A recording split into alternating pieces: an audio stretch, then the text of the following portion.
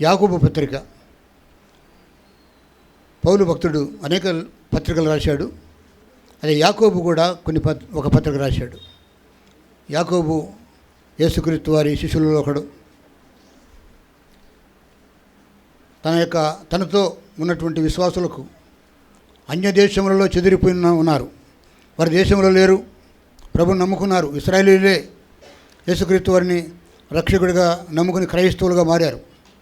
అయితే వారు దేశంలో లేరు, పట్టణంలో లేరు, అన్య దేశంలో చెదిరిపోయి ఉన్నారు. ఇప్పుడైతే చాలామంది సమకూర్చబడ్డారు. ఇంకా చాలామంది యూదులు, ఇశ్రాయేలీయులు ఆయా దేశాల్లో చెదిరి ఉన్నారు. ఇంకా వారు తిరిగి వస్తున్నారు. అయితే ఆ రోజు 2000 సంవత్సరాలకు ముందే ఇశ్రాయేలీయులు అనేకులు చెదిరిపోయి ఉండగా, ఆ చెదిరిపోయి ఉండి కూడా యేసుక్రీస్తు వారిని ఎరిగిన వారై విశ్వాసం కొనసాగుతుంటే అలాంటి విశ్వాసులకు ఒక ఉత్తరం రాశాడు. ఆ రోజుల్లో పోస్టల్ డిపార్ట్మెంట్ లేదు, విమానాలు, ఈ రాకపోకడలు, యాంత్రికమైనటువంటి రవాణా సౌకర్యం లేదు. ఆయనను ప్రయాసపడి ఉత్తరం రాసి అనేకులకు ఆ ఉత్తరాలు పంపించాడు. యాకోబు పత్రిక 4వ అధ్యాయంలో ఉన్నటువంటి కొన్ని మాటలను మనము ధ్యానం చేసుకుందాం.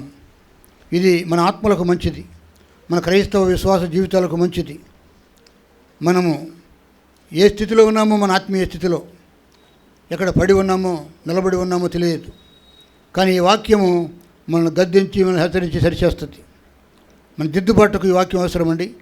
యాకోబు పత్రిక 4వ అధ్యాయంలో 9వ వచనంలో 10వ వచనంలో ఉన్న మాటలు చదువుకుందాం. వ్యాకులపడుడి, దుఃఖపడుడి, ఏడువుడి, మీ నవ్వు దుఃఖమునకును మీ ఆనందము చింతకును మార్చుకొనుడి. ప్రభు దృష్టికి మిమ్మల్ని మీరు తగ్గించుకొనుడి, అప్పుడు ఆయన మిమ్మల్ని హెచ్చించును. ఆమేన్, హల్లెలూయా. చాలామంది రాజకీయ నాయకులు కూడా యేసు ప్రభు చెప్పిన గొప్ప గొప్ప మాటలలో ఈ మాట ప్రత్యేకంగా వారు గమనిస్తున్నారు. తను తగ్గించుకున్నవాడు హెచ్చింపబడును, తను హెచ్చించుకున్నవాడు తగ్గించబడును అనే మాట. యేసుక్రీస్తు వారు దేవుని కుమారుడై ఉండి కూడా తనను తగ్గించుకున్నాడు. ఆయన యూదులకు రాజుగా ఉండగలడు. ఆయనకు దావీదు కుమారుడు అనే పేరుంది. ఆయన దేవుని కుమారుడుగా చెప్పబడుతున్నాడు, పెళ్లి కుమారుడుగా చెప్పబడుతున్నాడు. కానీ ఆయన ఏమని పిలువబడ్డాడంటే మనుష్య కుమారుడని పిలువబడ్డాడు. ఏమని పిలువబడ్డాడండి? సాక్షాత్తు దేవుని కుమారుడై ఉండి యూదులకు రాజుగా కూడా తను చెప్పుకున్నప్పటికీ తన జీవితంలో ఎంత తగ్గించుకున్నాడంటే నేను మనుష్య కుమారుని అనుకున్నాడు. ఆయన దీనుడు, దరిద్రులను లేవనెత్తువాడు. ఆయనను తనకు తానుగా తగ్గించుకున్నాడు. మన ప్రభువే తగ్గించుకుంటే నేను తగ్గించుకోవడం తప్పేముంది? యథా గురువు తదా శిష్య అంటారు. గురువు ఎలా ఉంటాడో శిష్యుడు అలా ఉంటాడు, నేర్చుకుంటాడు. యేసుక్రీస్తు వారు మంచి బోధకుడు.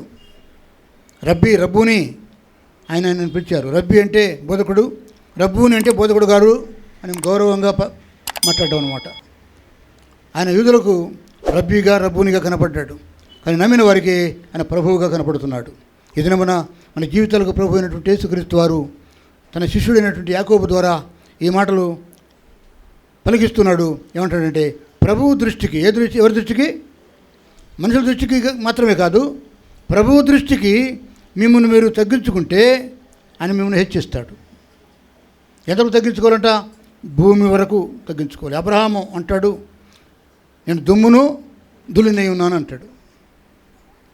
దేవుడు ఎంత మాట్లాడుతుంటే ఆ సొదొమ గురించి, గొమొర్రా గురించి, ఆ సొదొమ గొమొర్రా పట్టణాల గురించి దేవుణ్ణి ప్రతిమలడానికి మరి అబ్రహాము దేవుని సంధించినప్పుడు దేవునితో మాట్లాడడం అయిపోయిన తర్వాత, అబ్రహమా నీ ప్రార్థనని విన్నాను, ఆ సొదొమ గొమొర్రా పట్టణాలను నాశనం చేయకుండా ఆకాశం నుంచి అగ్ని గంధకాలు కురిపించి భస్మీపట్నం చేయకముందు నువ్వు ప్రార్థించావు.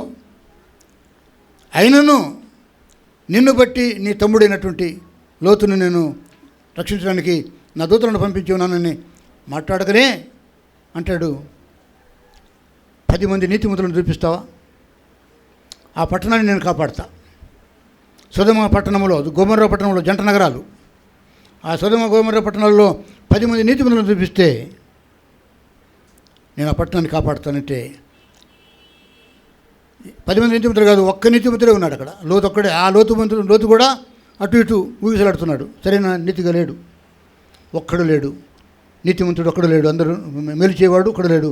అందరూ ఏం చేశారండి? పాపము చేసి దేవుని గ్రహించు మహిమను పొందలేకపోతున్నారు. మనం ఏమైనా గొప్పవాళ్ళమా? మనం ఏమైనా మంచివాళ్ళమండి? ఆయన మూలముగా మనం రక్షించబడ్డాం. ఆయన మనల్ని నీతిమంతులుగా ఎంచాడు, అంతే. We are counted to be righteous. అంతేగాని వాస్తవానికి సహజంగా మనంతలో మనం నీతిమంతులు కాము. ఆయన లెక్కించాడు. నన్ను నమ్ముకున్నారు కాబట్టి వీళ్ళు ప్రకాష్ నగర్లో నన్ను అంగీకరించారు, వారి పాపాలు ఒప్పుకొని నా రక్తం చేత విమోచించబడ్డారు కాబట్టి, నా నామమును విశ్వాసం ఉంచి బాప్తిజం పొంది మతము విడిచి మార్గంలోకి వచ్చారు కాబట్టి వీరిని నేను ఏం చేస్తున్నాను? I'm counting them to be righteous. నేను వారిని నీతిమంతులకు తీరుస్తున్నాను, కానీ స్వతహాగా మన నీతిమంతులు కాదు. అయితే అలాంటి మనము ఇప్పుడు ఏం చేయాలండి? తగ్గించుకోవాలి. ఎలా తగ్గించుకోవాలంటే అది ఎవరికి వారే గ్రహించాలి.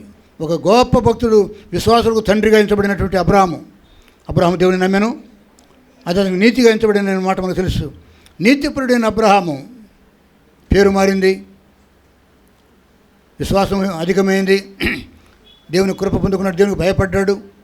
అలాంటి మంచి దైవజనుడు దేవుని దగ్గర ఎంత తగ్గించుకుంటే, నేను దుమ్మును దులినై ఉన్నాను అంటాడు. యాకోబు అంటాడు, నేను పురుగు వంటి వాడని అంటాడు. పురుగు వంటి వాడిని యాకోబు ఏమి తక్కువ అండి, ఇజ్రాయెల్గా మార్చబడ్డాడు. తగ్గించుకున్నవారు చాలామంది ఉన్నారు. మోషే, నేను నత్తివాడను, నాకు మాటలు రావు, నన్ను పంపొద్దని చెప్పేసి తగ్గించుకుంటాడు. ఇదేనా ప్రియమైన దేవుని ప్రజలారా, ప్రభువు దృష్టికి మిమ్మల్ని మీరు తగ్గించుకునుడి, అప్పుడు ఆయన మిమ్మల్ని హెచ్చించునని చెప్పి యాకోబు అన్నప్పుడు ఎవరితో మాట్లాడుతున్నాడైనా? ఇశ్రాయేలీయులతో మాట్లాడుతున్నాడు. అనగా యెహోవా దేవుని మాత్రమే నమ్మినవారు.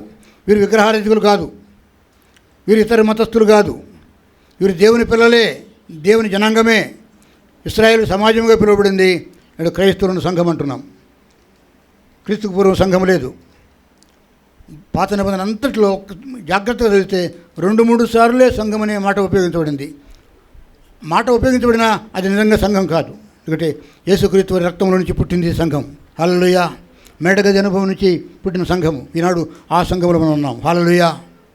మనం యెరూషలేములో లేము, యేసు ప్రభు ప్రార్థించిన ఆ మేడగదిలో లేము.